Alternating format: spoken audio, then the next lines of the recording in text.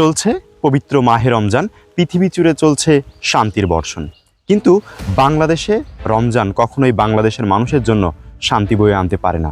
দ্রব্যমূল্যের ঊর্ধ্বগতি তো আছেই, সেই সঙ্গে এই যে গত দিন আমাদের সামনে যেই ধর্ষণটি হয়েছে, আসিয়াকে ধর্ষণ করা হয়েছে, ছোট্ট একটি ফুটফুটে সুন্দর মেয়ে, সেই মেয়েকে আমরা আমাদের বাংলাদেশের শকুনদের হাত থেকে রক্ষা করতে পারিনি।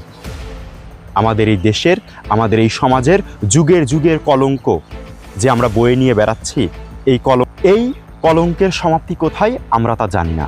প্রতি বছরই, প্রতিটা মাসে, প্রতিটা সপ্তাহে, সব সময় আমাদের মা বোনেরা কেউ না কেউ ধর্ষণের শিকার হচ্ছে।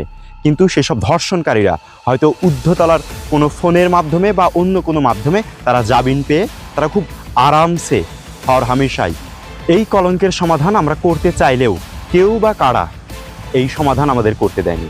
আমরা অনেক আন্দোলন করছি এবং আপনারা এই মুহূর্তে দেখছেন যে সারা বাংলাদেশে কিন্তু এই আসিয়াকে নিয়ে আন্দোলন হচ্ছে, তার ধর্ষণকারীদেরকে সর্বোচ্চ বিচারের আওতায় আনার চেষ্টা করা হচ্ছে।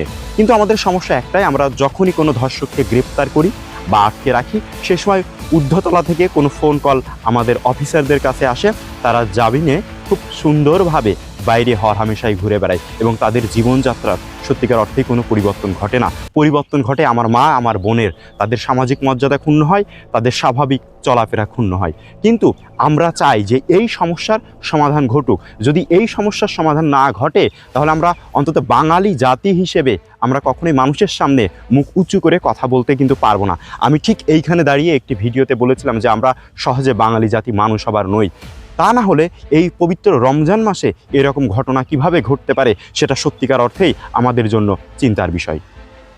এই ধর্ষকদের আমরা কোনো কারাগারেও দেখতে চাই না, আমরা কোনো অন্ধকার ঘরে তার ফাঁসির সংবাদও শুনতে চাই না। আমরা চাই দেশে এই ধরনের যত ধর্ষক আছে তাদেরকে জনসম্মুখে ফাঁসি দেওয়া হোক অথবা জবাই করা হোক। যদি এই রকম একটি দৃষ্টান্তমূলক শাস্তির ব্যবস্থা আমরা করতে পারি, তাহলে এই ছোট ফুটফুটে আসিয়ার মতো শিশুদেরকে যারা ধর্ষণ করে, আমার মা বোনদেরকে যারা হ্যারাসমেন্ট করে, তাদের একটা দৃষ্টান্তমূলক শাস্তি হবে এবং তারা এই রকম অন্যায় কাজ করতে আর কখনো সাহস দেখাবে না। অন্যথায় আমাদের প্রতিবারের ন্যায় যদি আমাদের ধর্ষকরা বাইরে ঘুরে বেড়ায়, তাহলে এই সমস্যার সমাধান আমাদের কখনোই সম্ভব না। বাকিটা আমরা এই দেশের বিচার ব্যবস্থার উপরে ছেড়ে দিচ্ছি, কিন্তু ছেড়ে দিচ্ছি না। এবার যদি সুষ্ঠুভাবে কোনো বিচার না হয়, তাহলে অবশ্যই দেশের জনগণ আবার মাঠে নামবে, রাস্তায় নামবে, তারা আবার একটি নতুন জুলাই দেখাতে চাইবে। বাংলাদেশের ছাত্ররা কিন্তু এমনটাই চিন্তা ভাবনা করছে এবং বলছে। আশা করি আমাদের ভালো কিছু হবে।